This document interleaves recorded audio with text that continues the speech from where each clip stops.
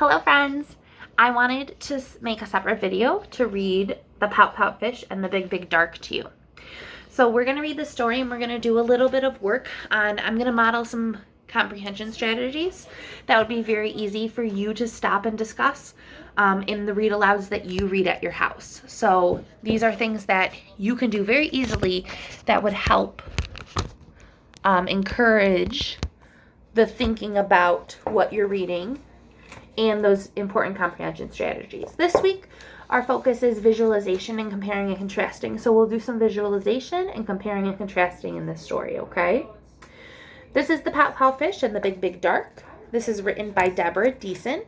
She's the author. She wrote the words. And the pictures are by Dan Hanna. He's the illustrator. He drew the pictures. So these are some awesome things that you can do when you're reading.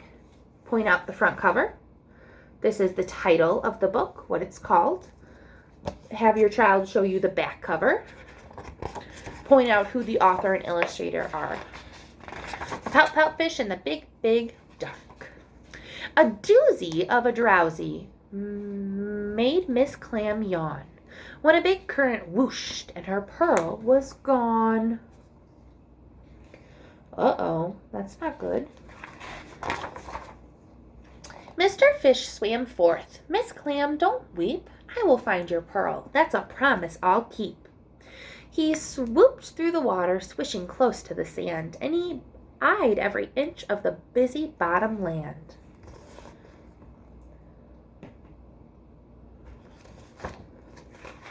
So Pout-Pout fish is on a mission to get the pearl back. He found a mucky marble where he thought the pearl might be. Then a hidden voice whispered, "It's further out to sea."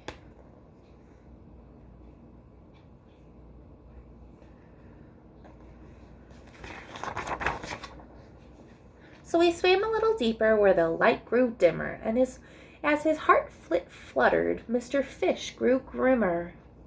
I'm fast as a sailfish. I'm strong as a shark. I'm smart as a dolphin. But I'm scared of the dark. Uh-oh. Have you ever been scared of the dark too? Just like Mr. Fish? That's a connection that you could make to this story, right? If you've ever felt scared of the dark before.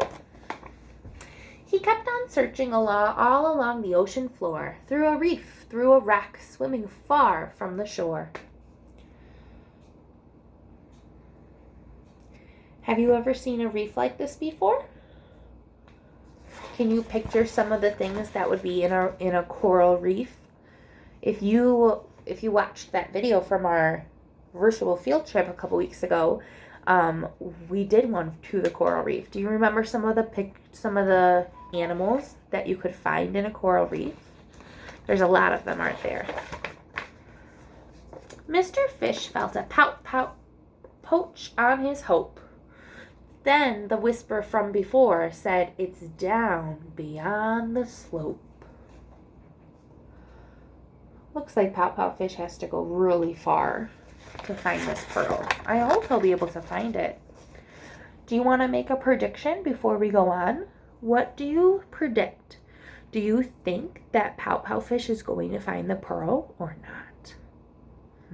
What do you think is going to happen?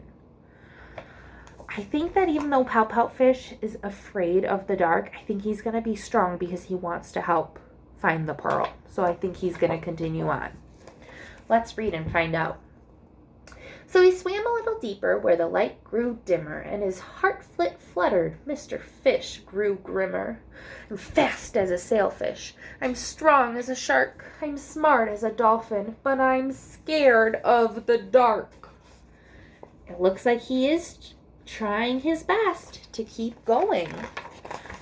So our prediction was kind of already confirmed, wasn't it? At least mine was. Maybe you made a different prediction. A whirl of wriggly worms made a search team swirl, and they helped with the hunt for the long-gone pearl.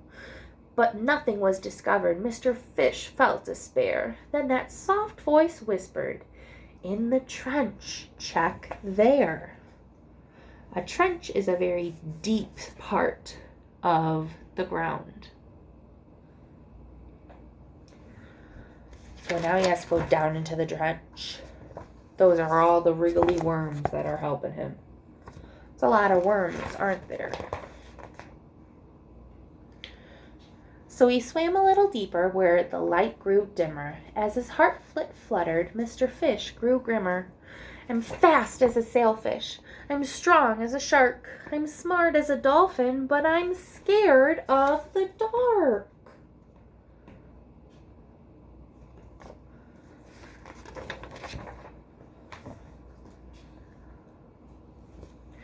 I won't keep swimming in this heap-deep black. I know I made a promise, but this fish is heading back. Then a whisper, now familiar, whisked away his dread. You can do it, Mr. Fish, her sweet voice said. Even though there wasn't any light, not the smallest slim glimmer, Mr. Fish felt braver. What do you picture in your head when I read that part to you? Do you see a lot of dark? Can you picture Mr. Fish? We know what Pout-Pout fish looks like.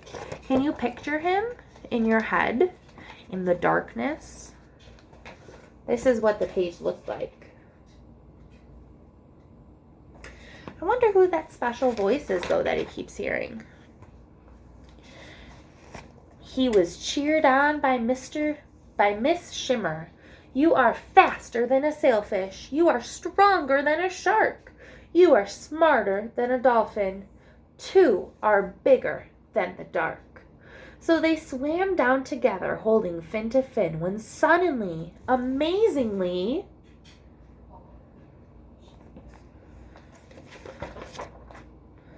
light shone in.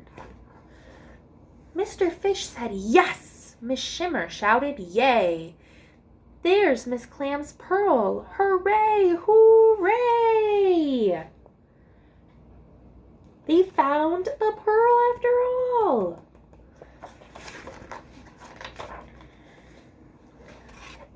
They smooched Mr. Lantern. Have you ever seen a lanternfish? They light up in the dark. The lanternfish lives way down deep in the bottom of the ocean, and they have a light that lights up so that they can see their way around. Then they smiled as they swam, weaving back through the water to a happy Miss Clam.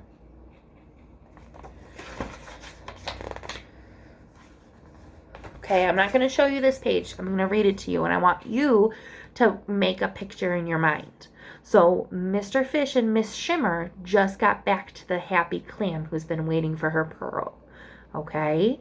So close your eyes while I read this to you, and I want you to think of what it looks like in your mind. The whole gang gathered, feeling glorious and proud, and they swam in a circle and they sang out loud. The ocean is wide and the ocean is deep, but friends help friends. That's a promise we keep. What did you visualize in your head when I read that? I kind of saw Mr. Fish and Miss Shimmer in my head because I know what they look like. So I saw them in my head, and I saw some other friends come around, and it says that they swam in a circle and they were singing. So in my head, I pictured them swimming in a circular motion. This is what the author pictured when he read those words. That's what the picture on this page was.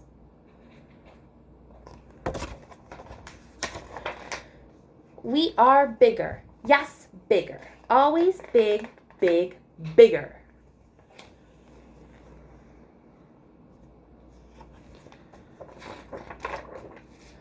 Than the dark.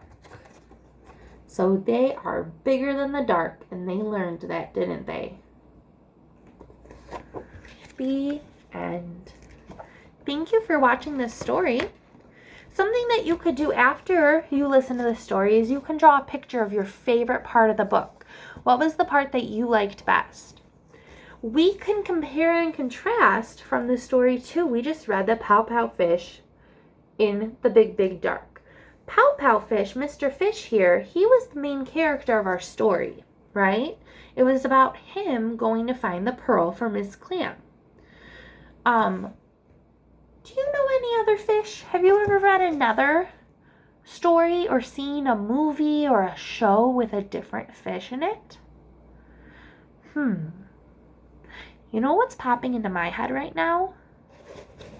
Have you ever seen Finding Nemo? Probably, right? Nemo's a fish, isn't he? Yeah, he is, and Nemo is one of the main characters in Finding Nemo. So that's a different movie about a fish, right? And we just read this story about a different fish. We can compare and contrast those two characters, couldn't we? Think about Nemo in your head. Can you visualize him in your head? What kind of fish is he? He's a clownfish, right? He's orange and white with a little bit of black on him. He is a clownfish. Mr. Fish is not a clownfish, right? Mr. Fish has stripes and spots that are purple, and he is all blue. So they're different types of fish. So that's something that's different about them.